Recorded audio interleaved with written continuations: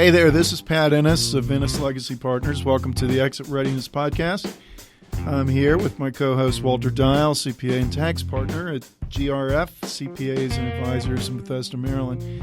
Our mission here on the Exit Readiness Podcast is to provide you, the business owner, with subject matter expertise on topics pertaining to building sellable or transferable business value and for planning your eventual exit from your business.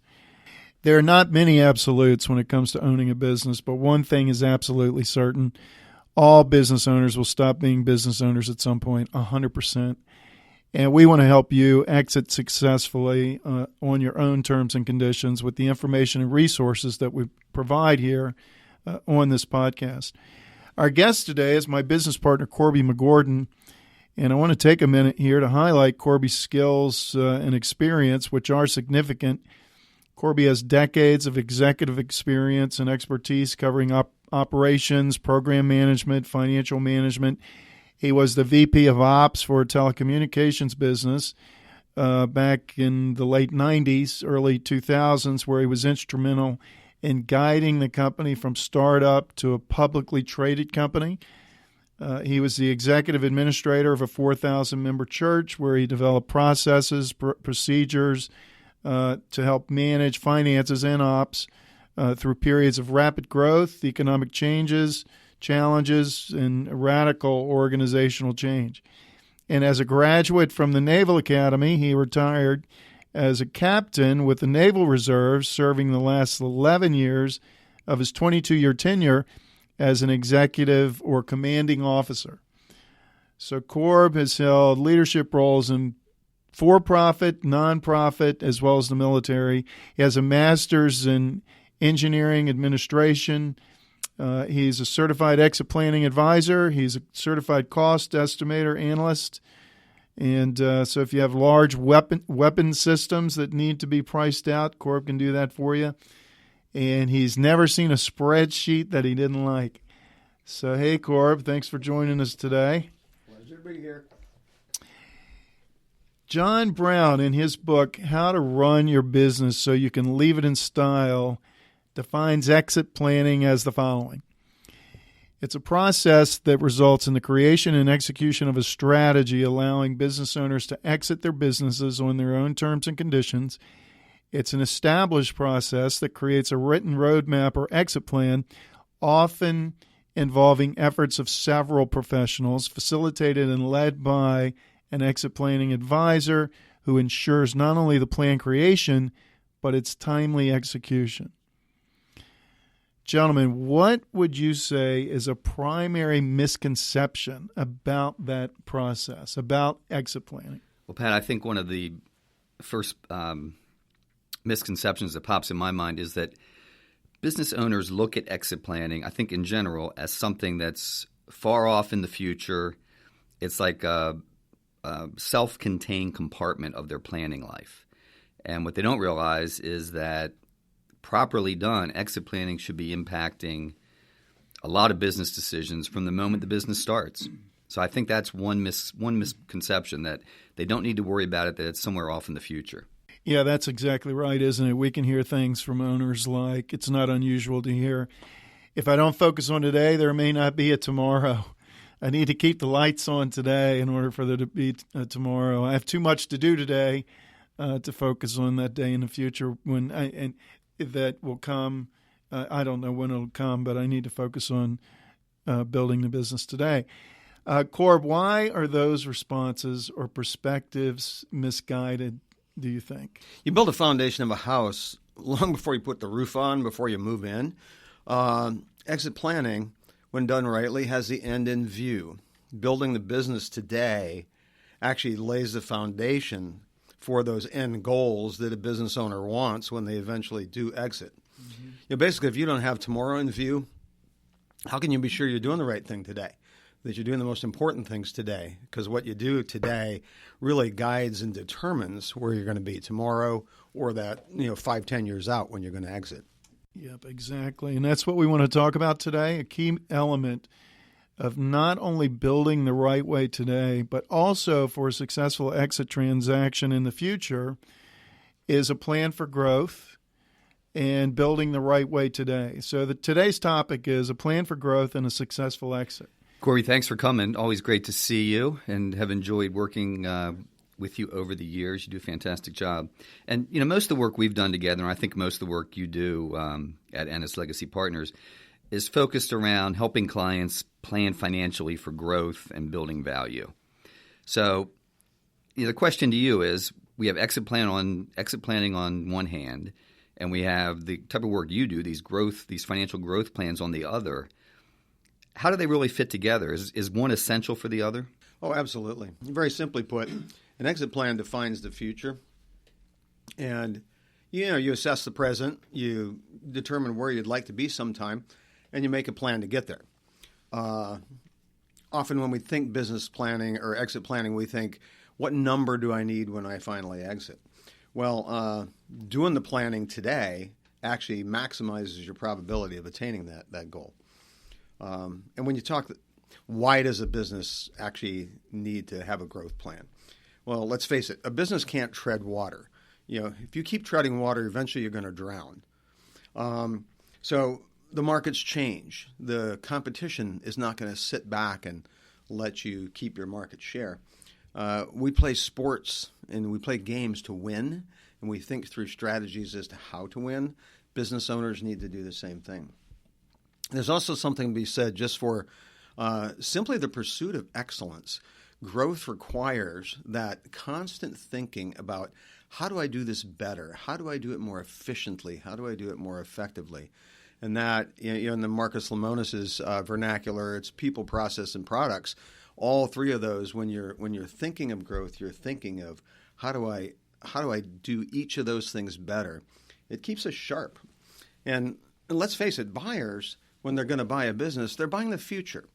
They're looking for what they're going to get out of it once they own it. Well, a business owner that has a track record of actually being able to plan growth and demonstrate that those plans are effective just optimizes the ability to sell a business when that time comes that the owner says, you know what, it's time for me to go hit the beach and start Act 2 of my life. Yeah, so Walter, when you're working with your clients, would you say that it's typical for an owner to have a well thought through, detailed plan for growth? Well, Pat, just like you, most of my clients are somewhere between $1 million and $20 million in revenue.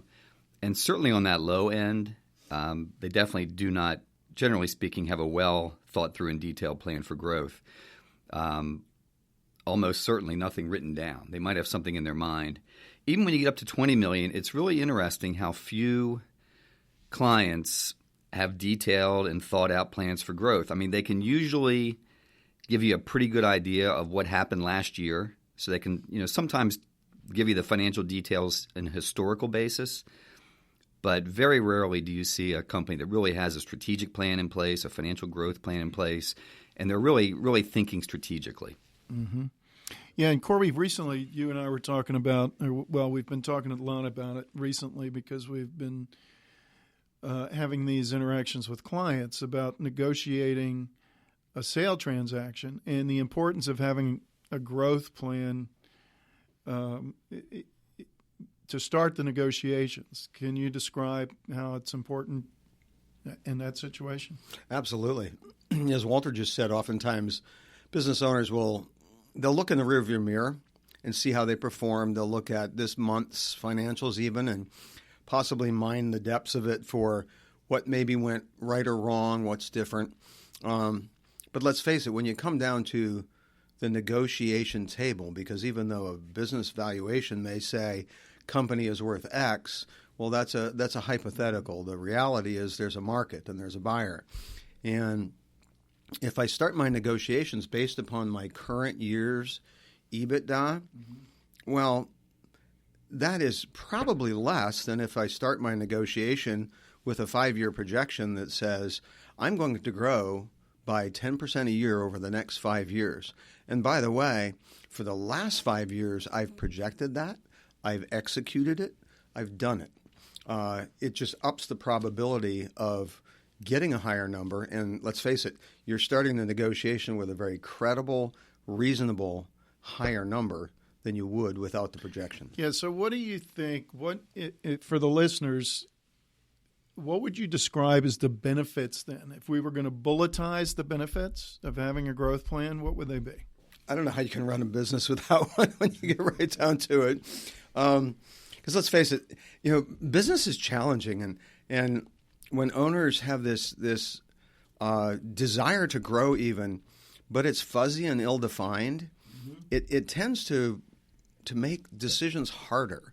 It tends to make every decision much weightier. When you think concise, strategic plan with defined metrics over the course of time, it brings clarity to, can I afford to bring on this person at this time? Because the reason should be, well, absolutely, in order to hit that number, I need that person. However, if I hit that number, I can afford it.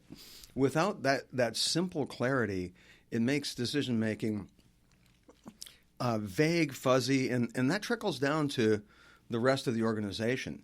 You and I talk about organizational clarity all the time. Just where are we going? How far are we going to go? And when are we going to get there? Those things just make all the difference in really the fun of doing business.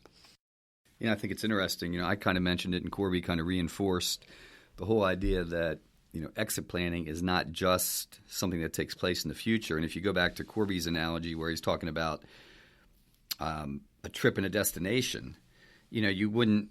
The exit planning piece could be your destination, but you never try to go from where you are today to a destination without understanding how you're going to get there. And that's, I think, what Corby's describing as being your, the various plans that he's so skilled at working on for clients. I think it was really interesting, Pat, a few years ago when we first started really seriously working together doing exit planning for clients, how quickly we realized that these businesses, I don't think anyone we looked at or have helped over the years has been, quote unquote, ready to exit. And we've had to either roll up our sleeves and dig in ourselves or get Corby in there to really help them start doing some strategic planning. And, like Corby said, you want to be able to show a potential buyer that there's some reality behind your numbers and that there's a real value in the fact that you're consistently hitting your goals and that your future goals are realistic and you can prove that. So I just think that's really been interesting that kind of the whole basis of this whole discussion is that so many businesses really aren't operating strategically, and because of that, they're not great candidates for exiting. Yeah, we talk about freedom today and more options for exit tomorrow. Oftentimes, most of the time, I think business owners become business owners. A primary driver there is that they have control over their life and they have a level of freedom, right? Only to find out that once they're a business owner that, oh my gosh, if you don't take time to pull back and think strategically, plan strategically, you're not going to have a whole lot of freedom and you're not going to have a whole lot of control. So I think having the growth plan in place does all the things we're talking about, but it also lends toward having more freedom today in the business, and then absolutely helps you have more options for exit tomorrow. Because if you're going to build value that someone else is going to want to buy, someone else is going to want to own, then you're going to have to plan strategically, aren't you? You're going to have to. The growth is going to have to be strategic, and so. So well-informed strategic decisions. It helps you to measure your success in regard to your organizational clarity, your mission, vision, and values, strategic goals, more freedom today, more options for exit tomorrow. Corb, highlight some of the key elements, if you would, to our planning process for creating a plan, a growth plan. Sure. Yeah, a lot of times when people think growth plan, they immediately go to that it's an accounting exercise, that we need to build up the numbers that are shown on this spreadsheet. Well, that's far from the core of it. The core of it is really, it's what product or service do you provide, how much of it do you provide, to whom do you provide it, and then how much more of it could you provide. It's how efficiently, your gross margins, how efficiently do you deliver your product, and can you get more efficient? Are there new market areas that you can dive into? So we start with understanding how the business functions, what the business does, what it costs to actually produce the product or service. And then we look at, given the owner's knowledge, the team's knowledge, what will their market bear in terms of growth? What will their own infrastructure bear in terms of growth? And then, it's the classic, do they have the right people on the bus and in the right seats to actually get there? We go through that simple iterative process of let's assess where we are, let's identify the goals and the time frame where we want to be, and then see how are we fixed to actually get there. Do we got the right team? Do we have the right resources? And I heard the analogy that we want to help them go for singles and doubles, not home runs. But if they keep punching out singles and doubles, just like the Nats did, you're eventually going to get there. And a 5-year strategic plan lets them focus on the metrics, make the decisions as to who to hire when, and then actually build the business that they want to sell, and maybe build a business they want to keep. Yeah, and so Walter, how about you in regard to tax planning elements when you think about building a growth plan? The way we've been describing it here today, what would be the tax planning elements that would come to your mind, both on personal and business, that should be considered when creating a plan for growth? Well, a few things come to mind. I mean, one is just the type of business entity that you're operating in. So, for instance, an LLC might be appropriate for a startup business, which, as the business grows, they may decide to convert it to an S corp or even to a C corp in certain situations. So, type of entity would certainly be one consideration that can change depending on the success of the growth plan.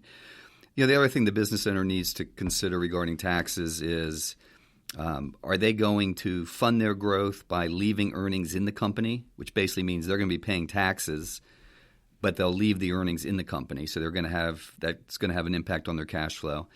Or they're going to go out and borrow money, which is going to cost them some money, but of course the interest will be tax deductible, and there may be some other benefits to that. So there's certainly tax considerations in how you're going to fund your growth.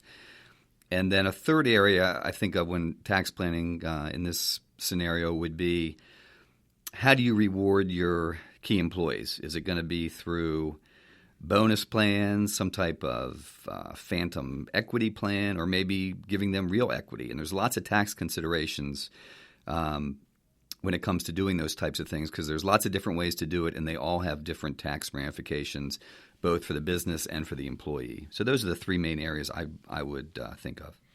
That's a great point, that last point there about incenting employees, key employees, important employees. It's important, isn't it, to incent them for work and performance that's aligned with whatever your strategic goals are. So as you're creating the plan for strategic growth, a key element of that execution is going to be your employees, isn't it? And so it would be important to have their set expectations in regard to their performance and their performance metrics, and then incent them toward those things in ways that are going to align with whatever your strategic goals are for growth. Yeah, I think that was one of the coolest things that I've seen in clients that we've worked together on, is when you can actually put a plan in place where the employee is making a lot more money than he ever thought he would, but it's because he's generating so much more money for the company. So he's doing great, but there's still extra money dropping to the bottom line. So the business owner's doing great, plus the value of the business is going up. So it's just a win-win all the way around when you have the right type of incentive compensation in place. Yeah, great. So guys, as we wrap up here, what are the key takeaways for listeners today? One thought is, you need a scoreboard in any game you play, and in the game of business, you want your scoreboard. The beauty of the game is it never ends. There's always next year, but having those interim goals, quarterly, annual goals that the team can get on board and hit, and the owner can look at and say, you know what, if we keep hitting them over the next 5 years, wow, I could actually sell this business and go do my act 2, and there's a comfort and peace in being able to know they can afford to do that. Even as we talk about recession and all the rest, the best defense against a recession as a business person is grow the business. Yeah, I definitely agree with all that. The other thing I would say is, most business owners that I've talked to, one of the things that kind of keeps them up at night is just uncertainty. If you have a plan in place, even if you're not hitting your goals, at least you know what you're shooting at. And usually you can figure out, okay, well, I didn't hit this metric this quarter, but here's why. And you kind of you can formulate a plan to fix it, which is a lot better than laying in bed and going, oh my gosh, why is my bank account down to zero? So I think that can really be a fantastic benefit to be looking at bringing somebody like Corby in to really help just get these plans in place and just really start measuring and being proactive with your with running your business. Mm-hmm. Yeah, so well-defined plans going to help you build the right way today for a successful exit tomorrow. You'll have more options for exit tomorrow if you grow the right way today. So if you need help with that, folks, give us a call. You can contact us. I'll give you the contact information in just a second. But first, in addition to what we've discussed today about the importance of a plan for growth, let us also, again, leave you with these 2 other key takeaways that we often bring up. Make sure you have a comprehensive approach to your planning for exit that includes both business and personal planning for readiness, exit readiness, and begin planning now. You cannot begin to plan too soon.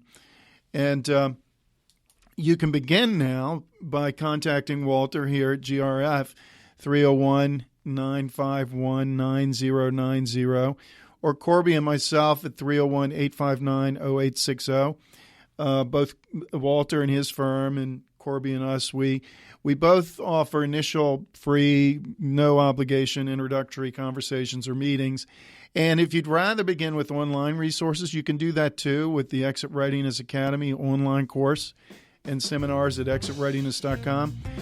You can also, of course, access resources at grfcpa.com and nslp.com. Until next time on the Exit Readiness Podcast, this is Pat Ennis and Walter Dial signing off. Thank you.